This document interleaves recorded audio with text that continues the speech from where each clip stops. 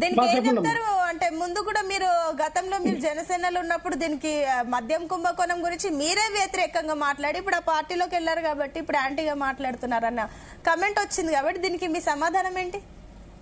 లేదు అదే లేదమ్మా, మద్య కుంభకోణం అనేది చంద్రబాబు నాయుడు 2014 నుంచి 19లో ఏదైతే ప్రైవేటీకరణగా ప్రైవేట్ వ్యక్తులకి తన బినామీ వ్యక్తులు ఎవరైతే పార్టీకి అనుకూలంగా ఉన్నటువంటి కార్యకర్తలకి ఏదైతే మరి దీని మీద ఆ రోజు చేస్తున్నట్టు విధానాన్ని తప్పుపెట్టాం. అలాగే జగన్మోహన్ రెడ్డి గారు 2019 నుంచి 24 లోపు అంటే ఇది గవర్నమెంట్ తీసుకొచ్చింది, గవర్నమెంట్ అమ్ముతా ఉంది మద్యం అని ఆ రోజు మాట్లాడాం. అంటే ప్రైవేట్ వ్యక్తుల చేత చేసిన దానికి ఆ రోజున ఏదైతే ఉందో మరి ఆ రోజున అవినీతి జరుగుతుందో కుంభకోణం జరుగుతుందా?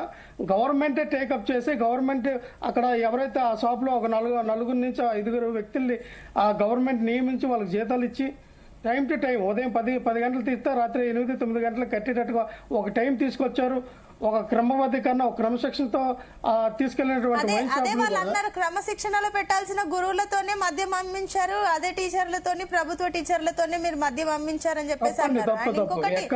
అంత ఆశామాషిగా ఈడీ అయితే ఎంటర్ అవ్వదు కదా, తప్పు ఉంటేనే ఏదైతే అవినీతి జరిగిందని ప్రూవ్ చేయగలిగితేనే ఈడీ ఎంటర్ అవుతుంది, అంత ఈజీగా కాదని చెప్పేసి కూడా ఇందాక ఆనంద్ సాగర్ గారు అన్నారు. ఒక్క నిమిషం అమ్మా, ఈడీ ఎంటర్ అయిందంటే తప్పుందని అంటారు. మరి జగన్మోహన్ రెడ్డి గారి కేసులో 1,00,000 కోట్లు ఆయన అవినీతి 1,00,000 కోట్లు అనేది అవినీతి చేశారు, కుంభకోణం చేశారు అని చెప్పి అప్పుడు ఈడీ అటాచ్మెంట్ చేసింది అసలు అని చెప్పి ప్రచారం చేశారు. ఇంతవరకు ఏం నిరూపించింది ఈడీ, ఏం నిరూపించింది సిబిఐ? ఎందుకు ఆ కేసుని ఇంతవరకు ఎందుకు తేల్చలేకపోయారు?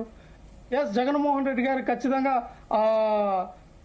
ఏమంటారు కిట్ బ్రోకర్ చేశారు. కిట్ బ్రోకర్ చేసిన తర్వాత వచ్చిన డబ్బులతో ఆయన సెల్ కంపెనీలు పెట్టారు, తద్వారా లబ్ధి పొందాడు అవతల వాళ్ళని చెప్పి ఎందుకు నిరూపించుకోలేకపోయారు? అది ఎవరైతే జేడీ లక్ష్మీనారాయణ గారు ఎవరైతే సీఈడీగా అప్పుడు ఉన్నటువంటి వ్యక్తి చెప్పారు, అయ్యా ఇది 540 కోట్లకు సంబంధించిన కేసు, అది కూడా దాని మూలాలు దానికి ఉన్నటువంటి ఆధారాలను ఇప్పటి వరకు కూడా కోర్టులో సమర్పించలేకపోయాం, ఫెయిల్యూర్ అయ్యామని కూడా ఆయన చెప్తూ ఉన్నారు. అంటే ఇక్కడ మేమేం చెప్తా ఉన్నాం అంటే ప్రతిది కూడా జగన్మోహన్ రెడ్డి గారికి ఏదో అప్పుడు 1,00,000 కోట్లు అన్నాం కదా, ఇప్పుడు ఒక 30,000 ఫస్ట్ వీళ్ళు ఏమన్నారంటే 30,000 కోట్లు అన్నారు, 20,000 కోట్లు అన్నారు, 15,000 కోట్లు అన్నారు, 3,300 కోట్లు అన్నారు, మొన్నేమో 200 కోట్లు అన్నారు. తర్వాత ఈ కేసుని ఎట్టి తీసుకెళ్లాలనుకుంటున్నారో ఏం చేయాలనుకుంటున్నారో టీడీపీ నాయకులకు కానీ చంద్రబాబు నాయుడు గారికి కానీ నారా లోకేష్ గారికి కానీ కనీసం ఆ కేసు మీద కేసు స్టడీ చేశారో లేదో నాకైతే అర్థం కాదు. సో మేము ఒకటే చెప్తున్నాం అమ్మా, అవినీతి జరిగి ఉంటే ఖచ్చితంగా ప్రజలు తెలియపరచండి.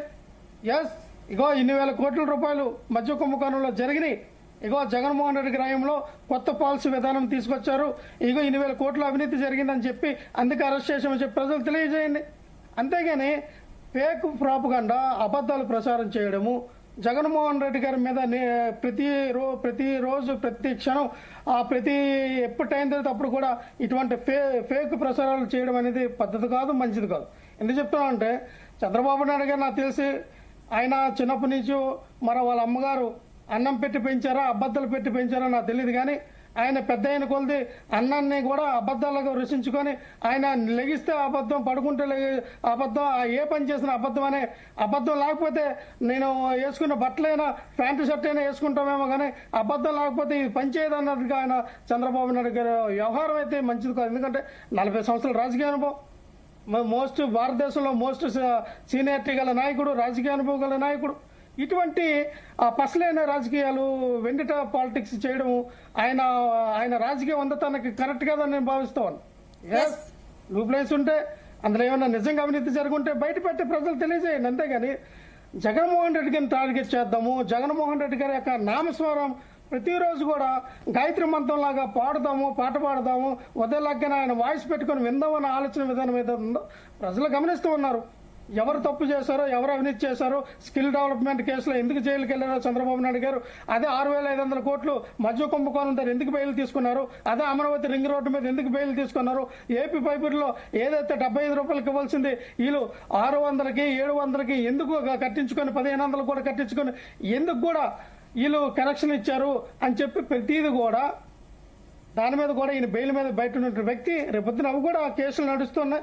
ఇది ఎప్పటికైనా చంద్రబాబు నాయుడు గారి మెడ మీద కత్తిలాగా ఉంటుందన్న విషయం వాళ్ళకి తెలిసి కూడా డైవర్షన్ పాలిటిక్స్ లో భాగంగా ఈ మధ్య రోజు కుంభకోణం జగన్ ని తలుచుకున్నా మీకే మంచిది కదా, జగన్ అలా అయినా ప్రజల్లో ఉంటారు కదా. ఫ్రీ పబ్లిసిటీ కదా, ఫ్రీ పబ్లిసిటీ. మేము కూడా అదే అనుకున్నాం, ఫ్రీ పబ్లిసిటీ.